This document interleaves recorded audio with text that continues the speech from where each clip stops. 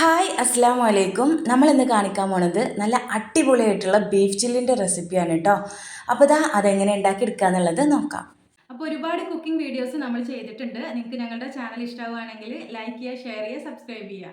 അപ്പോൾ അതിനായിട്ട് നമ്മളിവിടെ എല്ലില്ലാത്ത പീസ് എടുത്തിട്ടുണ്ട്. ഇനി നമുക്കിത് കുക്കറിൽ ഇട്ടിട്ടൊന്ന് വേവിച്ചെടുക്കണം. അപ്പോൾ ബീഫ് വേവിച്ചെടുക്കുമ്പോൾ അതിലേക്ക് ആവശ്യമായിട്ടുള്ള മഞ്ഞൾപ്പൊടിയും മുളക് പൊടിയും കുരുമുളക് പൊടിയും ആവശ്യമായിട്ടുള്ള ഉപ്പും കൂടിയും ചേർത്ത് കൊടുത്തിട്ട് ബീഫ് ഒരു 4 വിസിൽ വരുന്നത് വരെ വേവിച്ചെടുക്കുക.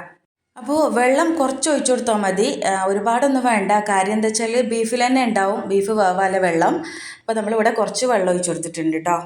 അപ്പോൾ 4 വിസിലിന് ശേഷം അതിൻ്റെ പ്രഷറൊക്കെ പോയി കഴിഞ്ഞതിന് ശേഷം നമ്മളിവിടെ കുക്കർ തുറക്കുകയാണ്. ബീഫ് നല്ലോണം വെന്തിട്ടുണ്ട് കേട്ടോ, അത്യാവശ്യം വെന്തിട്ടുണ്ട്, ഫുള്ള് വേവായിട്ടില്ല. കാര്യം എന്താ വെച്ചാൽ നമുക്കിത് ഫ്രൈ ചെയ്തെടുക്കണമല്ലോ. അപ്പോൾ അതിൻ്റെ ഒരു 3/4 വേവായിട്ടുണ്ട്.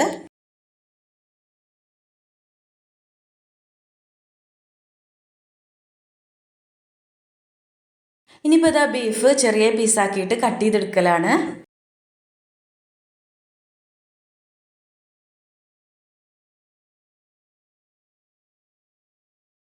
ഇപ്പോൾ ബീഫെല്ലാം നമ്മൾ കട്ട് ചെയ്തെടുത്തിട്ടുണ്ട്. ഇനി നമുക്കിതിലേക്കുള്ള മസാല റെഡിയാക്കി എടുക്കണം.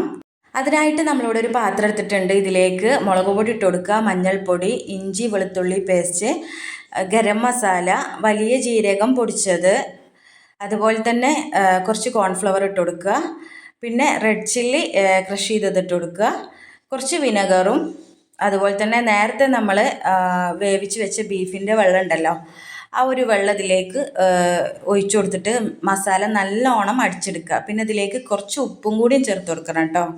അപ്പോൾ മസാല നല്ലോണം അടിച്ചെടുത്തിട്ടുണ്ട്. ഇനി അതിലേക്ക് നമ്മൾ കട്ട് ചെയ്ത ബീഫ് ഇട്ട് കൊടുത്തിട്ട് നല്ലോണം മസാല അതിന്മേക്ക് തേച്ച് പിടിപ്പിക്കുക. എന്നിട്ടൊരു 15 മിനിറ്റ് നമ്മളിതൊന്ന് റെസ്റ്റ് ചെയ്യാൻ വെക്കണം.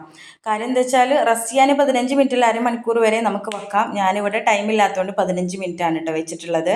ഈ ഒരു മസാല അതിന്മേക്ക് പിടിക്കാൻ വേണ്ടിയിട്ടാണ്.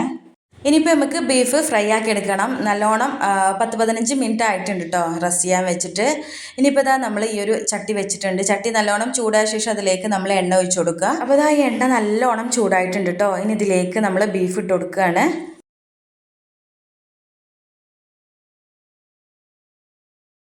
അപ്പോൾ ബീഫിൻ്റെ 3/4 വേവ് നമ്മൾ ആദ്യം വേവിച്ചതുകൊണ്ട് തന്നെ പെട്ടെന്ന് ഫ്രൈ ആയി കിട്ടും.